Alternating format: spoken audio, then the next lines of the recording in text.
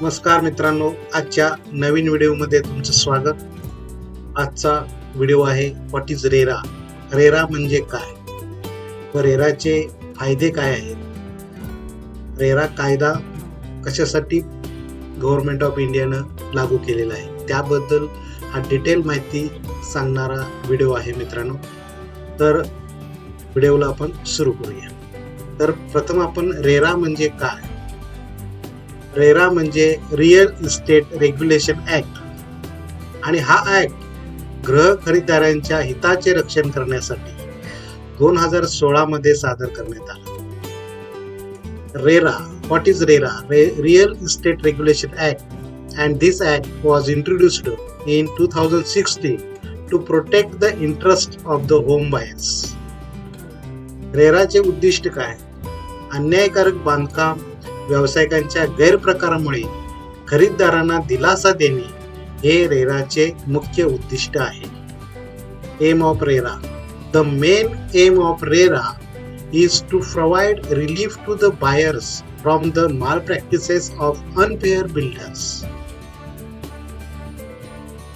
Real estate regulation act म्हणजेच RERA कायदा हा जो आहे तो 500 चौरस फुटापेक्षा जास्त लोखंड असेल व 8 पेक्षा जास्त ब्लॉक असतील तरच रेरा कायदा लागू होतो.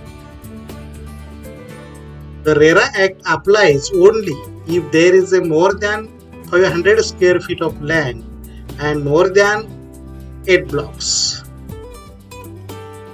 रिअल इस्टेटच्या बांधकाम आणि विकासासाठी रेरा काही निकष निर्दिष्ट करते, ज्यामुळे रिअल इस्टेट क्षेत्रातील व्यवहारामध्ये पारदर्शकता वाढते. या कायद्याने घर खरेदीदारांना कित्येक अधिकार प्रदान केले आहे आणि सर्व बिल्डर्स विकासकाद्वारे पाळण्यासाठी विशिष्ट नियम निर्दिष्ट केलेले आहेत. RERA specifies some criteria for the construction and development of real estate, which will increase transparency in the transaction in the real estate sector. This act provides a number of rights to home buyers and specifies specific rules for compliance by all builders and developers. शिवाय RERA कायदा प्रत्येक राज्यासाठी real estate प्राधिकरण आणि appeal न्यायाधिकरण तयार करणे देखील निर्दिष्ट करते. बिल्डर डेव्हलपर कडून काही गैरप्रकार झाल्यास घर खरेदीदार देखील या प्राधिकरणाकडे तक्रार देऊ शकतो. Furthermore, the RERA Act also specifies the creation of real estate authorities and appeals tribunals for each state. If something goes wrong with the builder or developer, home buyers can also complain to this authority. आता आपण RERA कायद्याचे फायदे कोणकोणते आहेत, 10 प्रकारचे फायदे आपण या ठिकाणी पाहणार आहोत. तर पहिला जो फायदा आहे स्टँडर्ड कार्पेट एरिया, प्रमाणित कार्पेट क्षेत्र. पूर्वी कार्पेट एरिया ज्यावर बिल्डरने प्रॉपर्टीच्या किमतीची गणना केली ते परिभाषित केलेले नव्हते, त्यामुळे प्रत्येक बिल्डर कार्पेट एरियाची गणना करण्याची स्वतःची त्याची पद्धत होती. कार्पेट एरिया म्हणजे एखाद्या अपार्टमेंटमध्ये निव्वळ वापरण्यायोग्य मजला क्षेत्र, बाह्य भिंतीने झाकलेले क्षेत्र वगळता सर्व्हिसेस शाफ्ट अंतर्गत क्षेत्र, बाल्कनी किंवा व्हरांडा क्षेत्र आणि खुल्या टेरेसचं क्षेत्र, परंतु अंतर्गत विभाजन भिंतींनी व्यापलेले क्षेत्र समाविष्ट करते अपार्टमेंट. कार्पेट क्षेत्राची व्याख्या विशिष्टपणे परिभाषित केल्यामुळे हे कार्पेट एरियाच्या गणनेमध्ये मानकीकरण आले आहे.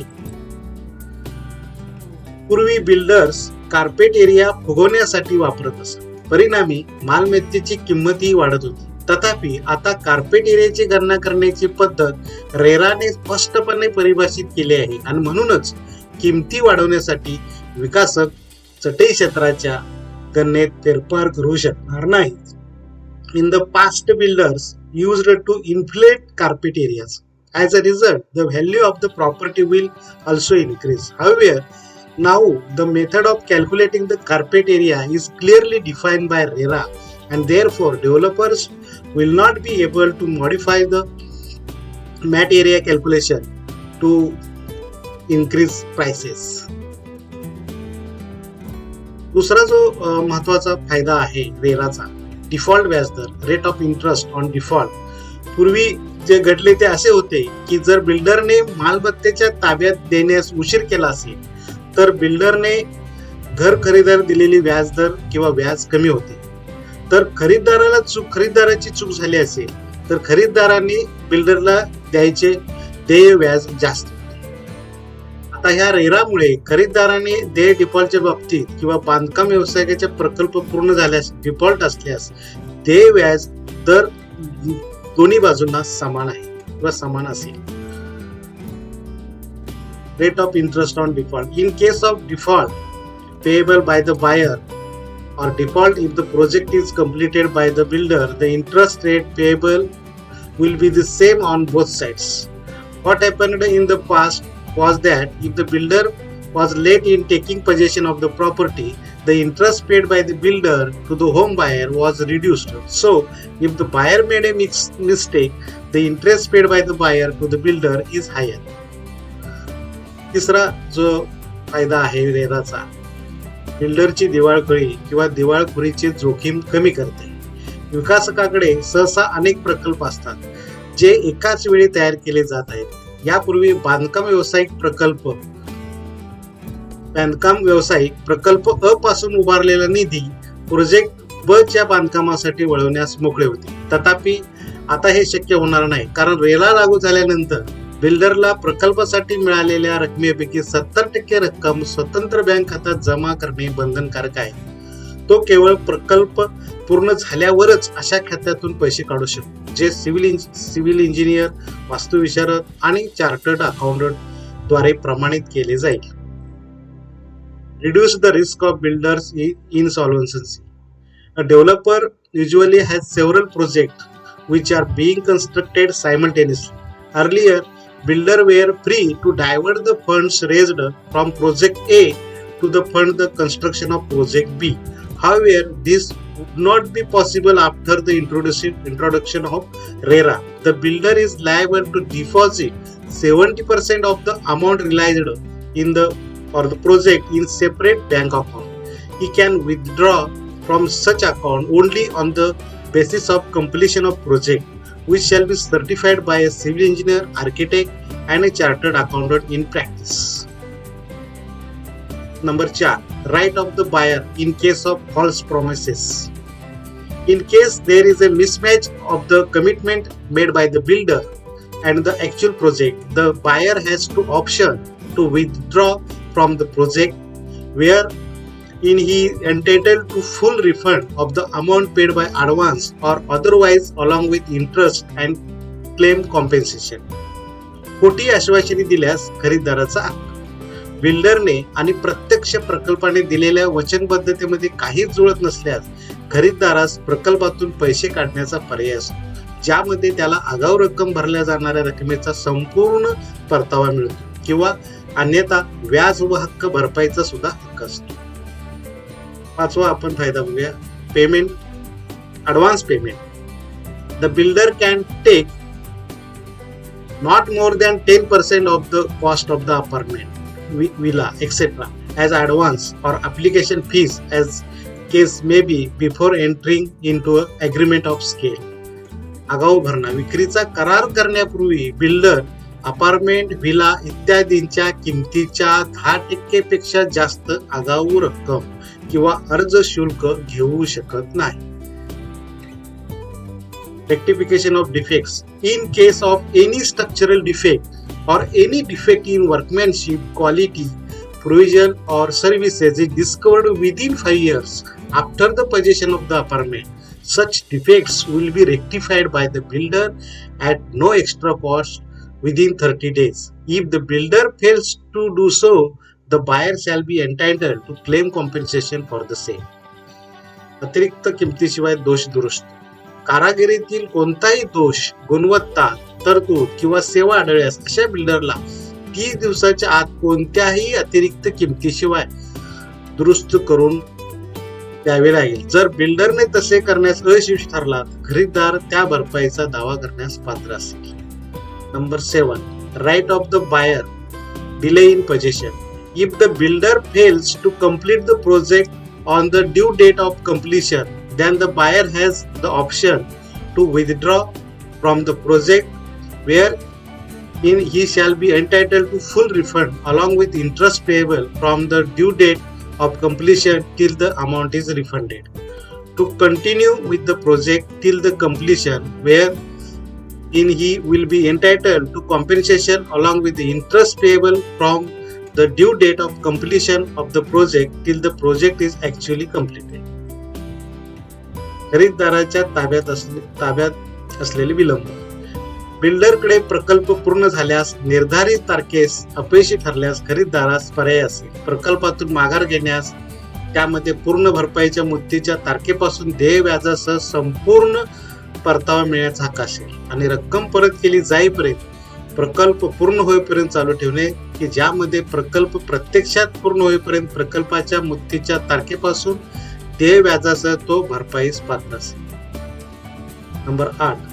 Right of the buyer in case of defects in title. If at any time after the possession of property you find that there is a defect in the title of the property, then you can claim compensation from the builder.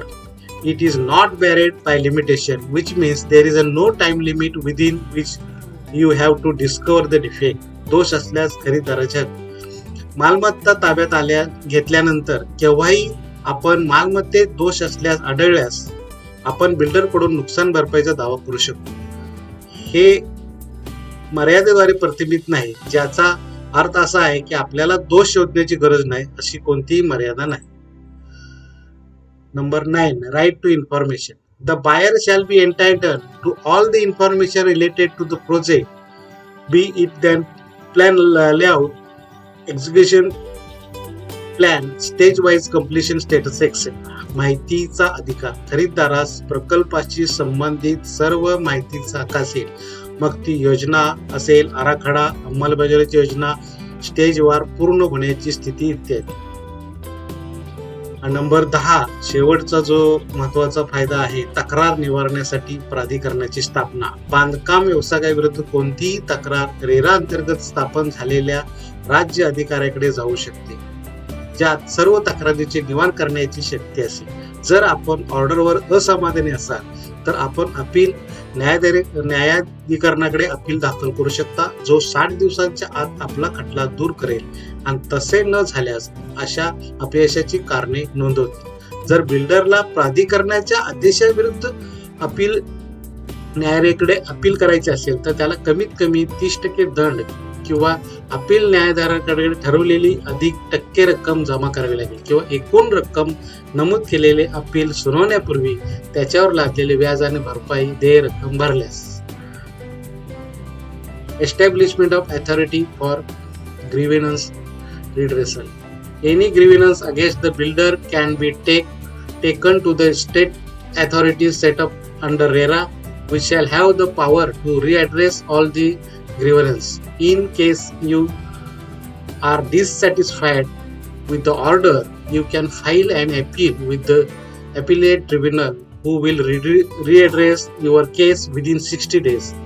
And in case of failure to do so, it shall record the reason of such failure.